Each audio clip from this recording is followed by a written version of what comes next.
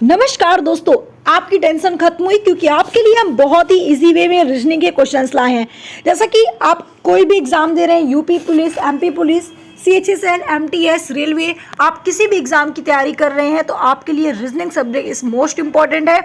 और ज़्यादातर टाइम बच्चे मैथ और रीजनिंग में ही टाइम लॉस करके आते हैं, लेकिन हम आपको बहुत ही ईजी तरीके से, सरल तरीके से, आसान तरीके से आपको रीजनिंग पढ़ाने वाले हैं। हम आपके लिए कुछ क्वेश्चंस लेकर आए हैं और आप अगर तैयारी कर रहे हैं और रीजनिंग सॉल्व करते हैं तो इस क्वेश्चन को सॉल्व करके दिखाइएगा और हमें कमेंट करके जरूर बताइएगा कि कितने क्वेश्चन आपके सॉल्व हुए हैं। आइए देखते हैं क्वेश्चन फर्स्ट आपका क्या है। निम्नलिखित प्रश्न में दिए गए विकल्पों में से संबंधित संख्या को चुनिए। यहाँ पे देखिए 3 संख्या दी हुई है, 8, 512 और 6। यहाँ पे आपको बताना है कि नेक्स्ट कौन सी संख्या आने वाली है। इसके लिए आपको देखिए स्क्वायर और क्यूब मोस्ट इंपॉर्टेंट है, आपको याद होना चाहिए। अब देखिए मुझे याद है तो मैं तुरंत यहाँ पे बता दी कि 808 का जो क्यूब होता है वो 512 होता है, ठीक है। और उसी तरीके से 6 का जो क्यूब होगा वो 2 से 16 होगा। अगर आपको क्यूब याद है तो आप तुरंत इसका आंसर बता पाएंगे, ठीक है। सेकंड क्वेश्चन, दिए गए विकल्पों में से विषम शब्द को चुनिए। आपको आंसर मालूम है तो आप कमेंट करके बता सकते हैं। तो भाई देखिए यहाँ पर विषम शब्द को चुनना है। देखिए वास्तविक, विधि संगत, ढोंगी और क्षणविधिक। अब आपको ध्यान से समझ में आ रहा होगा कि ढोंगी एक अलग वर्ड दिख रहा है। ढोंगी मतलब क्या? ढोंग करने वाला, ठीक है। वास्तविक मतलब ट्रू, विधि संगत, संविधिक, ये सारे क्या है? एक वर्ड दिख रहे हैं, मतलब कि कुछ मिलता जुलता शब्द है। तो यहाँ पे आपका ऑप्शन सी बिल्कुल करेक्ट आंसर होगा। नेक्स्ट है आपका प्रश्न चिन्ह के स्थान पर कौन सा संख्या आएगा। देखिए प्रश्न चिन्ह के स्थान पर कौन सी संख्या आएगी, अब आपको ध्यान से समझना है। यहाँ पे आपके कुछ श्रृंखला बने हुए हैं, 8, 12, 9, 13, 10, 14। तो आपको कैसा यहाँ पे थोड़ा सा सोचना पड़ेगा कि ऐसी कैसा हम घटाएं, जोड़ें कि इसका आंसर हमारा आ जाए। तो देखिए अब यहाँ पे हम बात करते हैं, 8 में 2 माइनस करोगे, ठीक है। देखिए अब बहुत इजी है, इसको आसान तरीके से समझो। 8 1 9, 9 1 10, तो भाई 10 1 क्या आएगा? 11 ही आने वाला है। देखते हैं 12 1 13, 13 1 14, तो इसका मतलब इसका राइट आंसर क्या होगा? 11 होगा। एकदम इजी वे में था, ठीक है। मतलब आपको थोड़ा सा यहाँ पे समझना पड़ेगा। आप जितनी ज़्यादा प्रैक्टिस करोगे आपको उतना ज़्यादा सॉल्व करने में आसानी होगी, ठीक है। चलिए नेक्स्ट पे आते हैं। उस विकल्प का चयन कीजिए जो तीसरे संख्या से उसी प्रकार से संबंधित है जिस प्रकार पहली संख्या और दूसरी संख्या से संबंधित है। अब यहाँ पे थोड़ा ध्यान से समझिएगा। 29, 13, 37। अब यहाँ पे क्वेश्चन मार्क आपका क्या होने वाला है? तो भाई देखिए 14 का जो आपका आंसर होगा वो क्या होगा, ध्यान से समझिएगा। देखिए अब यहाँ पे हम लोग सबसे पहले क्या करते हैं, ये सबसे छोटा वाला शब्द है, इसी को ले लेते हैं। 13 दूनी क्या होता है भाई? 26 होता है। 26 में कितना जोड़ दें कि 29 हो जाए? 27, 28, 29, मतलब कि -3, मतलब कि हम +3, 30 को हम यहाँ पे 3 जोड़ दिए। उसी तरीके से अब यहाँ पे क्या है? 37 है, तो यहाँ पे भी कोई छोटी संख्या रखनी पड़ेगी। तो कौन सी संख्या रखें कि 3 जोड़ने पे इतना आ जाए? तो चलिए ट्राई करते हैं। 14 को करेंगे, 14 दूनी 28, तो यहाँ पे कम हो जाएगा। 21 दूनी 42, यहाँ पे भी ज़्यादा हो जाएगा। 15 दूनी 30, मतलब 3 जोड़ने पे कोई नहीं आ रहा है, तो बचा क्या आपका? 17। 17 को जोड़ दो भाई। 17 दूनी कितना होता है? आप कहोगे मैम 17 दूनी होता है 34। 34 में 3 जोड़ दो कितना हो जाएगा? तो आप कहोगे मैम 3 जोड़ने पे हो जाएगा 37। तो इसका राइट आंसर क्या होगा? ऑप्शन सी बिल्कुल इसका राइट आंसर है, ठीक है। तो आप यहाँ पे करेक्ट कर सकते हैं। नेक्स्ट क्वेश्चन, TRPN, ध्यान समझिएगा।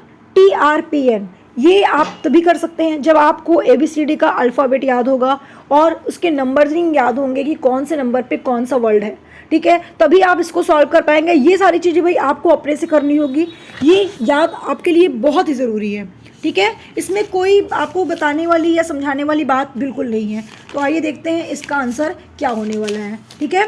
देखिए अब यहाँ पे आपको थोड़ा ध्यान से समझना है। TRPN दिया हुआ है, तो कैसे आप सॉल्व करेंगे? बहुत इजी तरीके से। सबसे पहले हम बात करते हैं R के बाद क्या आता है? थोड़ा ABCD पढ़ लीजिए, जल्दी से बताइएगा, ठीक है। पहले तो आप लोग सॉल्व कर लीजिए, फिर मैं बताती हूँ आपको, जल्दी से बता दीजिए।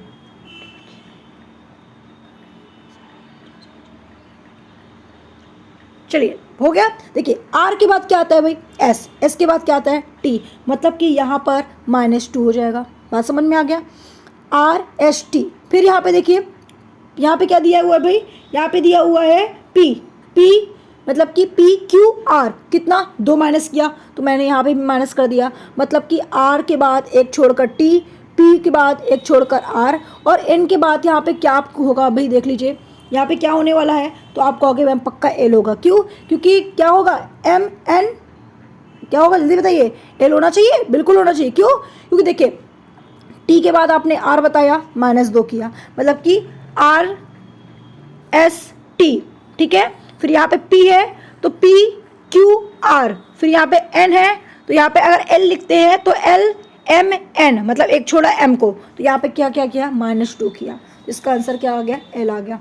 आपको यहाँ पे थोड़ा सा टाइम देना पड़ेगा अपने आप को, ये प्रैक्टिस से आपको बहुत ही आसान तरीके से याद होने वाला है, ठीक है। निम्नलिखित में से दिए गए विकल्पों में से विषम शब्द को चुनना है। अब भाई यहाँ पे आपको विषम शब्द को चुनना है, थोड़ा ध्यान से देखिएगा। निश्चित, विशिष्ट, संदिग्ध और सुस्पष्ट। तो यहाँ पे क्या हो सकता है भाई, यहाँ पे संदिग्ध होगा, क्योंकि निश्चित मतलब होता है निश्चित तौर पर एकदम सही, विशिष्ट मतलब भी आप समझ रहे हैं, ठीक है, और सुस्पष्ट वही मिलता जुलता शब्द है। तो यहाँ पर एक जो विषम शब्द आपको दिख रहा है वो ऑप्शन सी होगा, ठीक है, बिल्कुल करेक्ट आंसर है।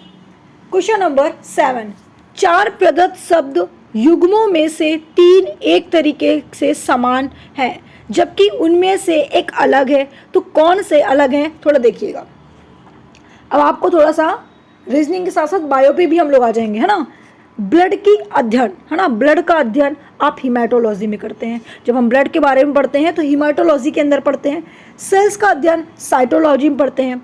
अगर हम स्कल का अध्ययन पढ़ते हैं तो क्रैनियोलॉजी में पढ़ते हैं। लेकिन ये साइल वर्ड एकदम अलग है, जो विषम है, पेडोलॉजी यहाँ पर रॉन्ग होगा, बिल्कुल रॉन्ग रॉन्ग रॉन्ग, ठीक है। तो यहाँ पे इसका आंसर क्या होना चाहिए, ऑप्शन ए होना चाहिए। तो आपने यहाँ से 3 चीज़ें ये भी सीख लिया, बायो के क्वेश्चन, ठीक है, याद कर लीजिएगा। ये स्टडी वाले क्वेश्चन आपके एग्जाम में अक्सर पूछे भी जाते हैं, ठीक है। तो आपको यहाँ से देखिए क्वेश्चन मैंने आपको बायो का भी बता दिया। आइए नेक्स्ट पे आते हैं।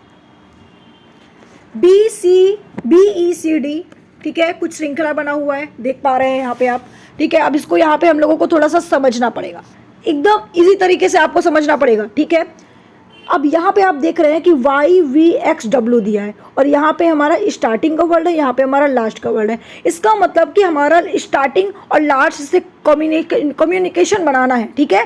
तो भाई देखो, B के साथ आप बना दो Y का, कितने नंबर पे बन रहा है, थोड़ा ध्यान से आप सोचते जाना। E के साथ बना दो V का, C के साथ बना दो X का, और D के साथ बना दो W का। मतलब यहाँ पे आपका लास्ट वर्डिंग से, जैसे कि Z के पहले क्या आता है, Y, है ना, Z के पहले Y, मतलब कि क्या, XYZ, है ना। तो Y के बाद Z आता है, तो एक यहाँ पे छोड़ा, तो यहाँ पे भी B आपका A छोड़ दिया, ठीक। उसके बाद देखिए यहाँ पे E दिया है, E कितने नंबर पे है, ABCD 4 नंबर पे है। यहाँ पे V कितने नंबर पे आपका है, ZX कितने नंबर पे होगा, UVWXY 4 नंबर पे। तो आपको यहाँ पे समझ में आ चुका होगा कि यहाँ पे एक एक चीज़ों को छोड़ छोड़ के बना हुआ है। मतलब कहने का मतलब है कि यहाँ पे A को छोड़ के B है, Z को छोड़ के Y है, यहाँ पे E 4 नंबर पे है, तो उसी तरीके से Z की तरफ से, मतलब उल्टे तरीके से जोड़ेंगे, तो यहाँ पे भी 4 नंबर पे है ना। ABC 3 नंबर पे है, तो यहाँ पे देखिए XYZ यहाँ पे भी 3 नंबर पे है। 4 नंबर पे फिर D आपका ABCD 4 नंबर पे है, तो भाई यहाँ पे ZX, ठीक है, YW 4 नंबर पे है। तो समझ में आ गया। उसी तरीके से सेम यहाँ पे भी बनेगा। तो भाई D के साथ कितने नंबर पे, D 4 नंबर पे, तो यहाँ पे W लगा लो। कौन सा, ये W बना दिया मैंने, चलो D को W बना दिया, ठीक है। D भी आपका, W भी आपका 4 नंबर पे, जस्ट उल्टे में आएगा।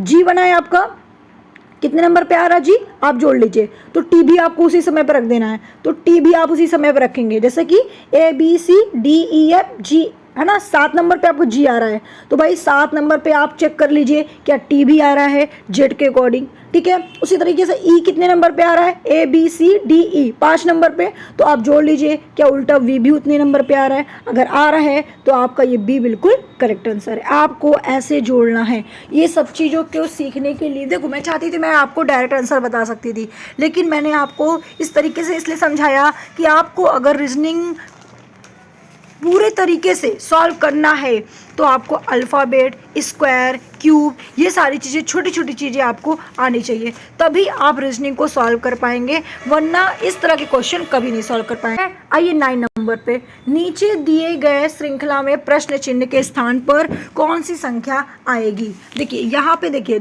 बहुत ही इजी है, यहाँ पे भी थोड़ा ध्यान से समझिएगा, यहाँ पे क्या कह रहा है, कौन सा नंबर है, 9। ठीक है, देखो यहाँ पे थोड़ा सा हमें टाइम लगेगा बनाने में, लेकिन उन्हें बनाने में टाइम लगेगा जिनको रीजनिंग कम आती है। अब बहुत ध्यान से देखिएगा, इस क्वेश्चन को बहुत ध्यान से आपको सॉल्व करना है। देखिए कैसे सॉल्व करेंगे, चलिए हम देखते हैं। सबसे पहले आपको करना क्या है, कौन कौन सी संख्या है भाई यहाँ पे है 2, यहाँ पे है 5, 11, 23 और 44 दिया हुआ है। ठीक है, अब देखिए यहाँ पे आपने देखा कि 3 का डिफरेंट दिख रहा है आपको, मतलब 3 का डिफरेंस में दिख रहा है। 2 को अगर हम जोड़ेंगे, 3 जोड़ेंगे तो 5 आएगा। ठीक है, तो यहाँ पे हमने लगा दिया +3। ठीक है, 5 दूनी 10, मतलब कितना जोड़ना पड़ रहा है हमें, +6, तो हमने यहाँ पे क्या कर दिया, +6 कर दिया। फिर 11 से अगर हम 23 में आते हैं तो +12 जोड़ना पड़ रहा है, और 23 से अगर हम यहाँ पे कितने में आएंगे भैया, 44 में आते हैं तो हमें कितना जोड़ना पड़ रहा है, +21 जोड़ना पड़ रहा है। ठीक है, तो हमने 21 जोड़ दिया। अब 44 से क्या हम वर्डिंग को लाएं जो यहाँ पे जुड़ जाए, तो आप सोचोगे यार क्या लाएं, तो देखो यहाँ पे कई सारे ऑप्शन हैं। अब देखो यहाँ पे कई सारे ऑप्शन हैं और आपको ये भी समझ में आ रहा है ऑप्शन को देखते हुए कि भाई इतने 51 तो हम कर नहीं सकते क्योंकि इतनी छोटी संख्या होने वाली नहीं है। अगर यहाँ पे 21 है तो इसका जस्ट डबल ही आने वाला होना चाहिए, है ना, मतलब जोड़ने पे जस्ट डबल होना चाहिए।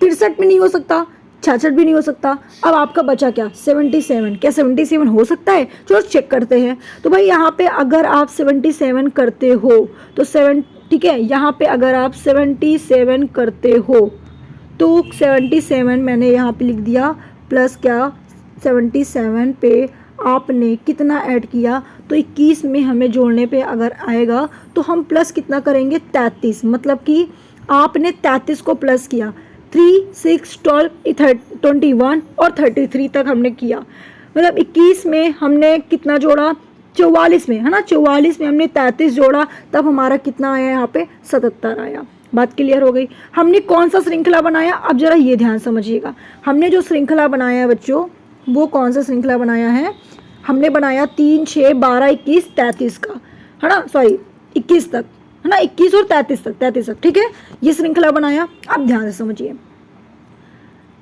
3 दूनी क्या होता है भाई, 3 दूनी होता है मैम 6, कितना जोड़ा मैम, हमने इसमें जोड़ा 3। 6 दूनी क्या होता है भाई, 12, क्या जोड़ा मैम, हमने जोड़ा 6। 12 दूनी क्या होता है भाई मैम, 12 दूनी होता है कितना, जल्दी बताइए, जल्दी जोड़ते जाइए, इतना समझ में आ गया। 3 दूनी 6 होता है, 6 दूनी आपने क्या किया, 12 किया, मतलब इसमें आपने 6 को जोड़ा। ठीक है, अब 12 में क्या जोड़ा, कितना जोड़ेंगे कि 21 आ जाए, तो कहोगे मैम 9 जोड़ दीजिए आप, 9 हमने जोड़ दिया 12 में, तो 21 आ गया। अब 21 में कितना जोड़ेंगे, ठीक है, कि 33 आ जाए, तो आप कहोगे मैम 21 में 9 जोड़ने के लिए हमें 12 की ज़रूरत पड़ेगी, तो ये मैंने 12 जोड़ दिया। तो जब मैंने इसमें 12 को जोड़ा तो यहाँ पे एक श्रृंखला बन गया, 3 दूनी 6, 3 त्रिका 9, 3 चौक 12, तो ये मतलब कि बिल्कुल करेक्ट हमने चैन बना दिया। तो इसका मतलब कि ये आपका आंसर बिल्कुल करेक्ट है, कौन सा, 77। अब आप कहोगे मैम आपको समझाने में बड़ा टाइम लग गया, तो भाई मैं आपको समझाना चाहती हूँ कि आप इस तरीके से करोगे तो बहुत टाइम लगेगा, लेकिन हम बहुत इजी तरीके से करेंगे। आपको इस तरह के क्वेश्चन सॉल्व करने के लिए हमें सबसे पहले अपने ऑप्शन को देखना होता है। ऑप्शन के अकॉर्डिंग अगर आप सॉल्व करते हो तो बहुत जल्दी आपको समझ में आएगा। देखिए अब यहाँ पे जब आपने श्रृंखला बनाया, जैसा कि मैंने यहाँ पे आपको श्रृंखला दिखाया कि भाई यहाँ पे 2, 5, 11, 23, 44 का, ठीक है, और मैंने आपको बता दिया क्या कि यहाँ पे 77 कर दो। आप सबसे पहले ऑप्शन को देखो और ऑप्शन का एक ले लो, सबसे पहला वाला जो आपको सबसे हाईएस्ट दिखे उसको ले लो, या तो सबसे लो दिखे उसको ले लो। पहले इसको करके चेक कर लो क्या बन रहा है, अगर बन रहा है तो ठीक है, नहीं बन रहा है तो हम आगे बढ़ेंगे। ठीक है, तो जब आप ऐसे करोगे तो आपका ऑटोमेटिक क्वेश्चन सॉल्व हो जाएगा। रीजनिंग एक माइंड है, माइंड का खेल है, जितनी प्रैक्टिस करोगे उतना आएगा। ठीक है, अब मैं अगर आपको डायरेक्टली बता देती तो आपको समझ में ना आता, इसलिए मैंने इतना बड़ा खिचड़ी पकाया। ठीक है, आगे आप प्रैक्टिस करते जाओगे तो आपको समझ में आएगा। लास्ट क्वेश्चन है आपका, SGH RIF GU मतलब ये जो आपका श्रृंखला दिया है QJE और PKD, तो इस श्रृंखला को आपको कंप्लीट करना है। तो यहाँ पे क्या होगा, जल्दी से आप लोग हमें कमेंट करके बताइए इसका आंसर क्या होने वाला है। देखिए ये एकदम इजी क्वेश्चन है। देखिए यहाँ पे आपको देखो एक प्लस एक माइनस वाला क्वेश्चन आपको दिख रहा होगा। कैसे, देखिए एस दिया है तो भाई यहाँ पे पहले एस आएगा कि क्या आएगा, आपने एस में एक माइनस किया आर, मतलब कि ABCDFGH टी, क्या होगा भाई ST, क्या होगा जल्दी से बताइए, क्या बोल रही है मैम, थोड़ा सही से, पहले क्या आएगा भाई Q, है ना। मतलब देखिए RS, अब चलिए समझता है, RS मतलब यहाँ पे आपने क्या किया, -1 किया, ठीक है। फिर आपने I में किया, यहाँ पे आप देख रहे हैं HI, ठीक है, HI एक माइनस किया, फिर आपने देखा कि क्या होगा भाई GF, फिर यहाँ पे एक माइनस माइनस हो रहा है, मतलब एक माइनस माइनस कर रहे हैं। तो इसका मतलब कि हम लोग भी इसको भी ऐसे ही करेंगे। तो अब हम लोग P को पकड़ते हैं और डायरेक्ट करते हैं, उसको छोड़ दीजिए, आपने एक चेक कर लिया, आपके लिए एक बहुत है। अब डायरेक्ट P पे आ जाइए। P क्या होगा, यहाँ पे देख लीजिए, O ले लेते हैं, OP, तो यहाँ पे भाई O हो गया, ठीक है, मतलब यहाँ पे OP, ठीक है। फिर उसके बाद देखिए यहाँ पे क्या होगा भाई KL, है ना, KLCD, मतलब सब में मिल रहा है, इसका मतलब B बिल्कुल करेक्ट है। तो ऐसे आपको रीजनिंग को सॉल्व करना है। वीडियो अच्छी लगी तो वीडियो को लाइक करके शेयर करिए।